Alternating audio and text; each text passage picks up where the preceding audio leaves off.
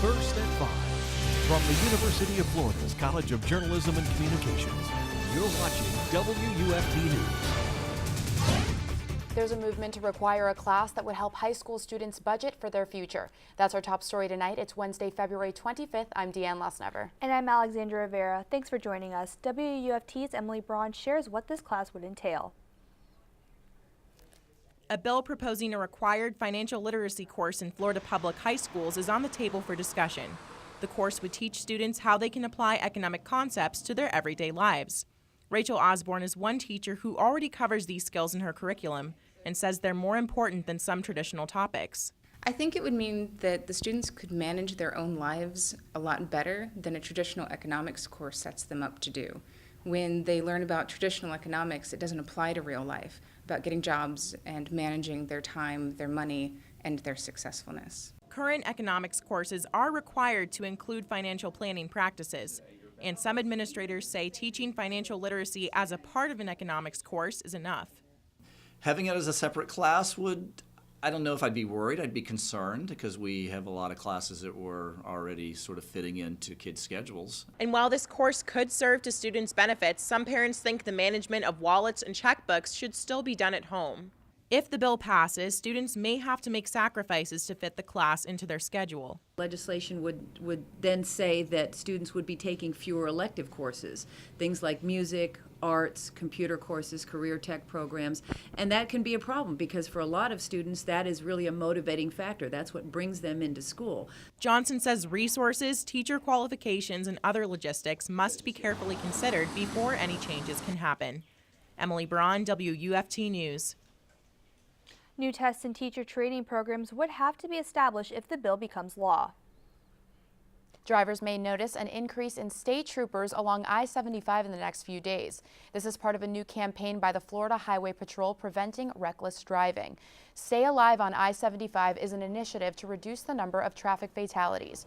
Troopers are asking drivers to buckle up and be less aggressive while on the road. Some state troopers were on UF's campus today warning students to drive carefully or they will be pulled over. And they're going to be focusing on certain behaviors that we feel can turn into deadly crashes.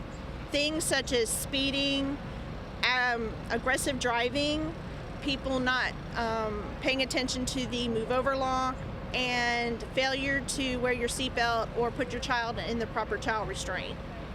The campaign partners with states along I-75 from Florida to Michigan. However, this weekend it will only be in Alachua and Marion counties. Stay Alive on I-75 will run from tomorrow to next Monday morning. Heavy fog closed the port of Tampa, leaving ships with no place to dock and a former Gator coach stuck at sea. Cargo ships and cruise ships, including Royal Caribbean's Brilliance of the Sea, were stranded just 20 miles off the coast. Included among the 2,500 passengers was former UF football head coach Urban Meyer. He was on the Buckeyes cruise for cancer.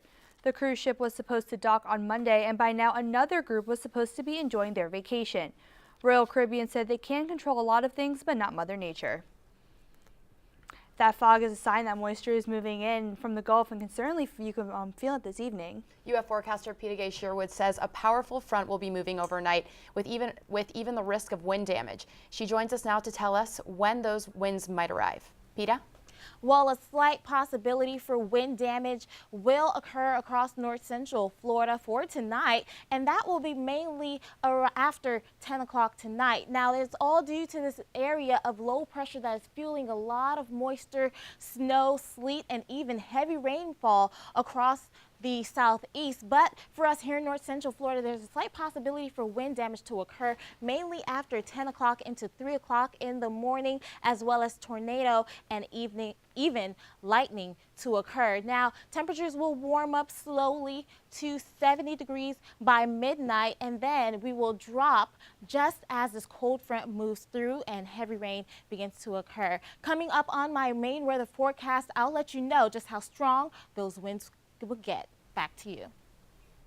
Thank you, Peter Gay. Every 5 years, the Dietary Guidelines Committee releases a nutritional report with new diet suggestions. Although not much has changed since the last guidelines were released, one major change has many in the agricultural field concerned. WUFT's Gabrielle Peterson joins us now to tell us a little bit more about that change. Gabrielle, what can we expect to see out of this year's report? Well, ladies, if you're big fans of burgers or steak, this year's report might suggest that you cut back a little. I spent the day with a meat scientist and nutrition specialist to talk about possible changes in diet recommendations. The big topic, meat consumption and what it really does to a person's health.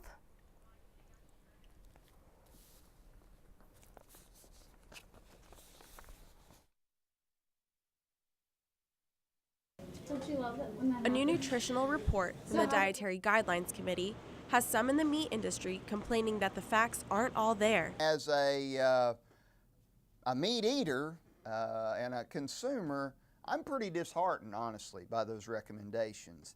Much of the report is to be expected. Eat your veggies and fruits. But now it also suggests that people eat less meat, specifically red meat.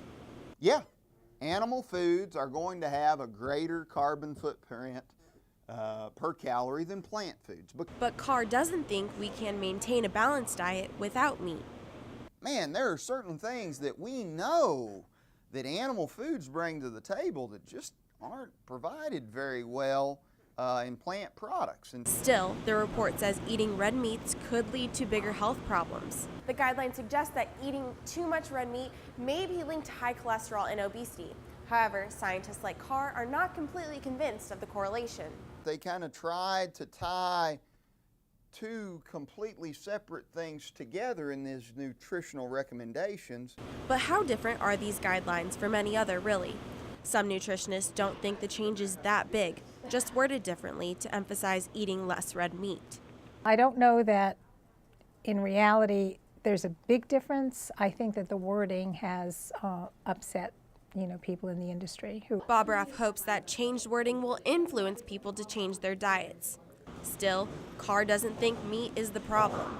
If we look at red meat consumption in this country over the past 25 years, we're eating less meat. We are. We're getting fatter. He says, like all things, meat should be eaten in moderation. The official proposal comes out at the end of the year. The recommendations have the potential to influence school lunches, food packaging, and nutrition education. Thanks, Gabrielle. In 2013, 2 teenagers' lives were changed following a parasailing accident in Panama City Beach. Now, their legal battle is over. Sydney Good and Alexis Fairchild have received settlements after the tow line they were attached to snapped while they were in the air. The girls hit the side of a condo and then fell onto an SUV, both suffering severe injuries. Doctors say neither will read past a 6th grade level. They've received settlements from 5 defendants in the case. The amount of the settlement is confidential. The 2 17-year-old girls were visiting Panama City Beach from Indiana.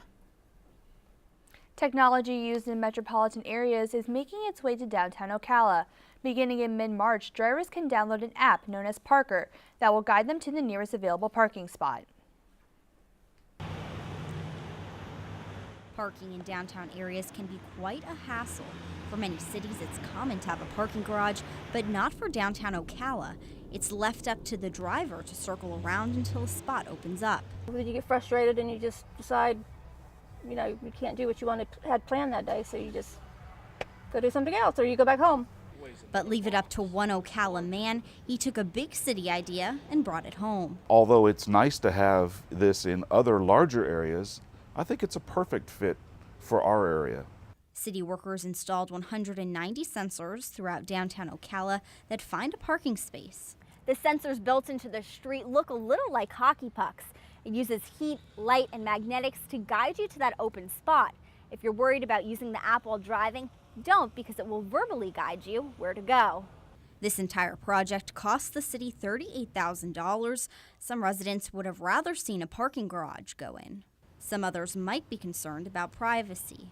Doesn't record tag numbers, doesn't listen to conversations, doesn't do any of those things that people might associate with big government. And this technology also acts as a 24/7 study. Rich says this information can be used to determine whether more parking will be needed down the road. Before the info gets to your app, data is transmitted between the sensors, repeaters, and gateway center, a transaction that happens 25,000 to 50,000 times per minute. As a result, you get a visual of the open spots near you. Danielle Prinz, WUFT News. If you happen to find an open parking space that is metered, you can make a transaction through Parker. When you're almost out of time, this app will notify you. You can go ahead and download the app now, but it won't go live in Ocala until mid-March. WUFT's First of 5 is just getting started. Coming up, treasure you won't find by following a map or an X marks the spot, but by getting a little dirty. And a company changes its pace from making military gear to diaper bags after the break.